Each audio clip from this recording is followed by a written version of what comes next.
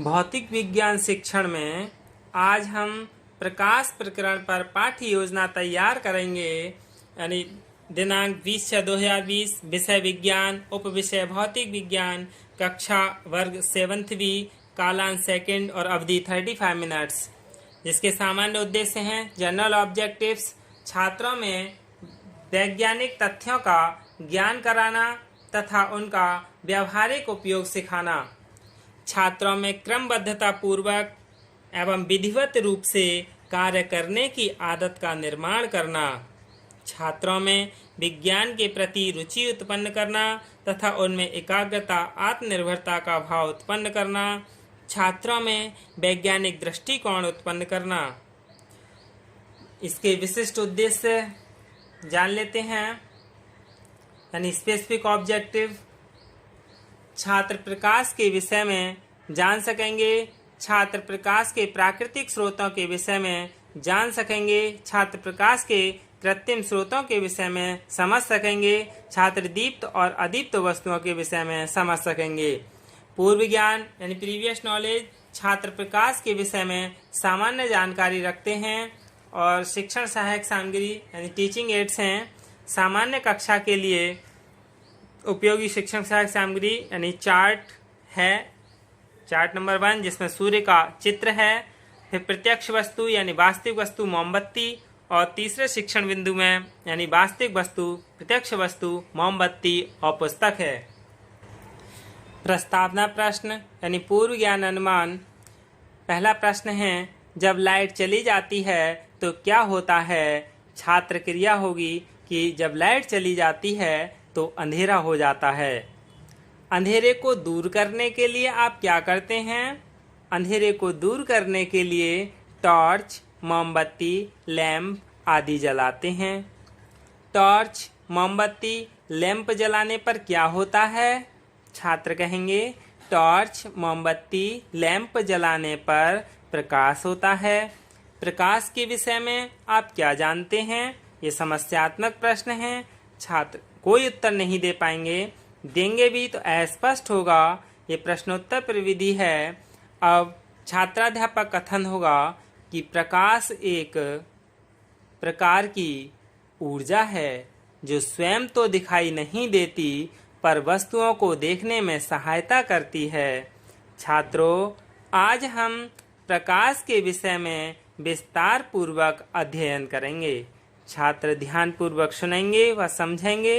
ये कथन विधि है। पहला शिक्षण बिंदु है प्रकाश के प्राकृतिक स्रोत। यानी पहला शिक्षण बिंदु क्या है? प्रकाश के प्राकृतिक स्रोत यानी पूर्व ज्ञान अनुमान। विकासात्मक प्रश्न है। चार्ट दिखाते हुए, सूर्य का चार्ट बना हुआ है, कि आप चार्ट में क्या देख रहे हैं? छात्र कहेंगे हम चार्ट पर सूर्य देख रहे हैं। सूर्य से हमें क्या मिलता है?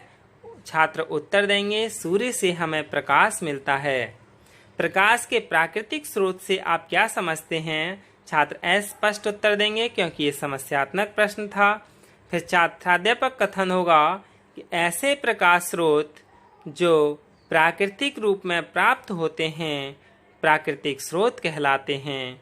जैसे सूर्य, तारे, जुगनू और कुछ समुद्री मछली आदि प्रकाश उत्पन्न करती हैं। पृथ्वी पर प्रकाश व ऊर्जा का सबसे महत्वपूर्ण स्रोत सूर्य है, जिसकी पृथ्वी से दूरी लगभग 15 करोड़ किलोमीटर है। छात्र ध्यान पूर्वक सुनेंगे व समझेंगे। व्याख्यान से प्रदर्शन विधि थी और प्रकाश का यानी मूल्यांकन प्रश्न होगा, प्रकाश का कोई एक प्राकृतिक स्रोत बताइए। दूसरा शिक्षण बिंदु है प्रकाश के कृत्रिम स्रोत यानी पूर्व ज्ञान अनुमान। विकासात्मक प्रश्न हैं। छात्रों, आप मेरे हाथ में क्या देख रहे हैं? यानी छात्राध्यापक इस वास्तविक वस्तु यानी प्रत्यक्ष वस्तु मोमबत्ती को अपने साथ लेके जाएगा कक्षा कक्ष में और छात्रों को दिखाते हुए प्रश्न करेगा कि आप मेरे हाथ में क्या देख रहे हैं? तो छात्र उत्तर देगा हम आपके हाथ में मोमबत्ती देख रहे हैं। मोमबत्ती को जलाने पर क्या प्राप्त होता है? छात्र कहेंगे मोमबत्ती को जलाने पर प्रकाश प्राप्त होता है। प्रकाश के कृत्रिम स्रोतों के विषय में आप क्या जानते हैं? समस्यात्मक प्रश्न हैं। छात्र कोई उत्तर नहीं देंगे।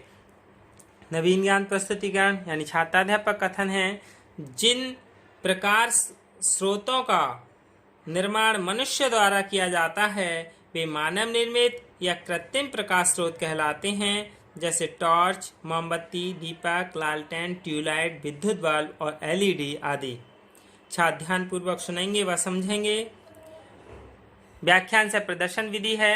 इसका मूल्यांकन प्रश्न है, प्रकाश का कोई एक कृत्रिम स्रोत का नाम बताइए।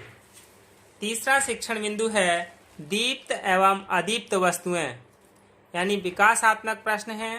बल्ब दिखाते हुए यह क्या है? छात्र कहेंगे यह बल्ब है।